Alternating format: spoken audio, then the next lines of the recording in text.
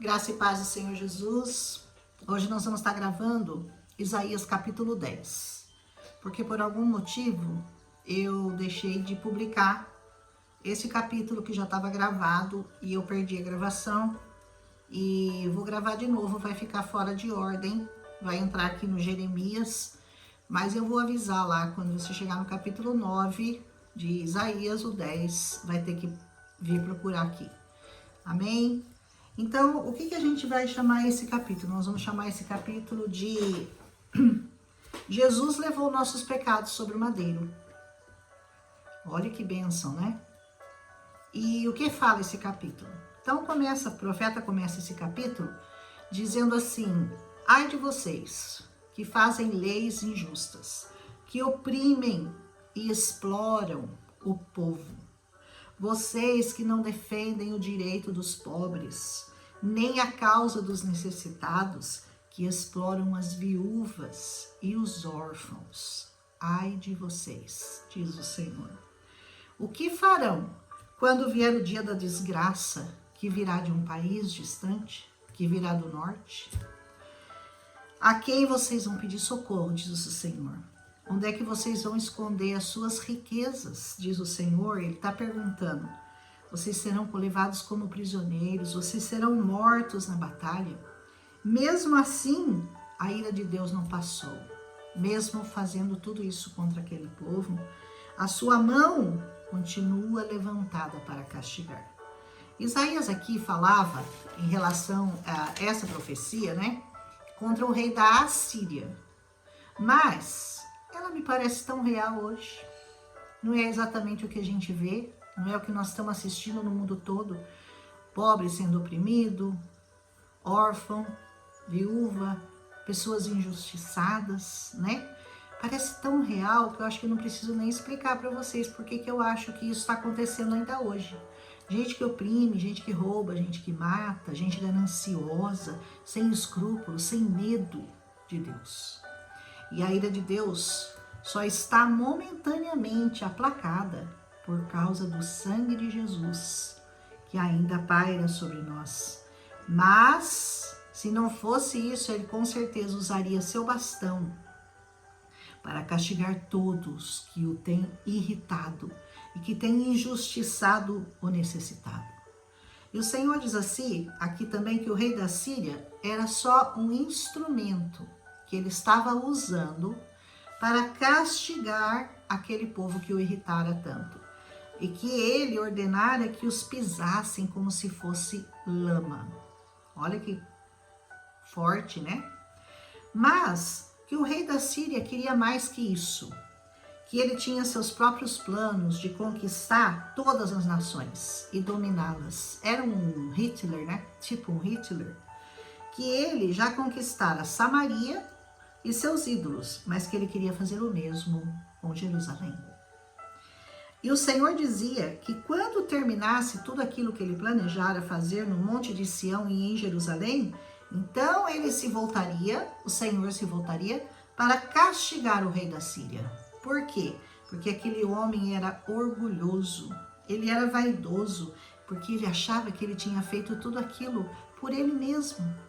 Não era por causa da mão do Senhor.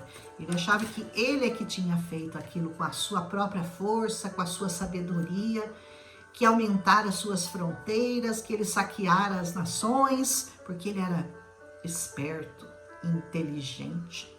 Mas o Senhor diz: será que o machado pensa que é mais importante do que quem o usa? Que a serra vale mais do que o serrador?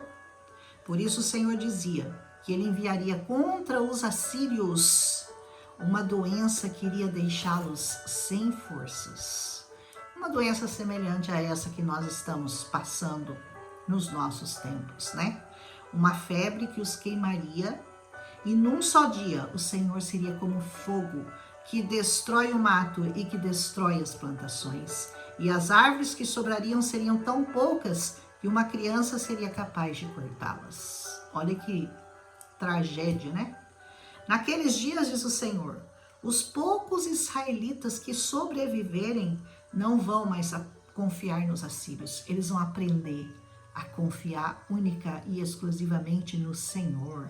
Aleluia! Alguns israelitas se voltarão ao poderoso Deus de Israel. Mesmo que agora o povo de Israel, diz o Senhor, seja numeroso como os grãos de areia da praia, somente alguns voltarão. Deus já decidiu destruir seu povo. A justiça virá como uma enchente, pois o Senhor decidiu destruir o país inteiro e ele fará o que ele decidiu fazer. Romanos 9:27 traz uma alusão com relação a esse texto, uma lembrança dessa profecia de Isaías que diz assim: ainda que o número de israelitas seja como a areia do mar, apenas o remanescente é que será salvo. Amém? E a profecia prossegue, dizendo ao povo de Israel que não temessem os assírios, porque Deus faria com eles o que fez com os midianitas, perto da pedra de Horebe. A mesma sentença. Naquele dia, diz o Senhor, eu livrarei vocês da escuridão, tirarei a carga pesada que os assírios puseram nas suas costas. E isso se cumpriu literalmente em Jesus. Conforme 1 Pedro 2:24 nos diz assim: ele levou sobre si os nossos pecados e em seu próprio corpo sobre o madeiro, a fim de que morrêssemos para os pecados e então pudéssemos viver para a justiça. Por intermédio das suas feridas, nós fomos sarados. Aleluia. E no versículo 20, os inimigos assírios conquistaram várias cidades, como Ai, Migron, Miquimás, Geba, Ramá, e estavam chegando próximos a Jerusalém. Mas, diz o Senhor, derrubarei os orgulhosos assírios e os humilharei, cortando-os como se cortam galhos de uma árvore, ou como se derrubam enormes árvores. Com o seu machado, ele os derrubará, e elas cairão como caem as belas árvores do Líbano.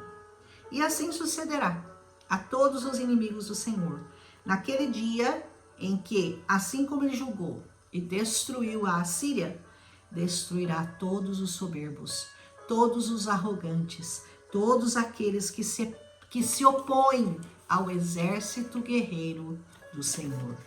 Um povo que quer viver em paz e em harmonia com o seu Deus e com todos os homens, mas que tem um general, um Senhor dos exércitos, que não deixará que eles sejam ameaçados, aprisionados e muito menos derrotados. O inimigo só se levanta para cair. Você já ouviu isso, né? Temos essa confiança no Senhor e não nos cansamos de proclamar que só o Senhor é Deus e que a vitória sempre virá depois das suas lutas pela causa do Senhor. Amém?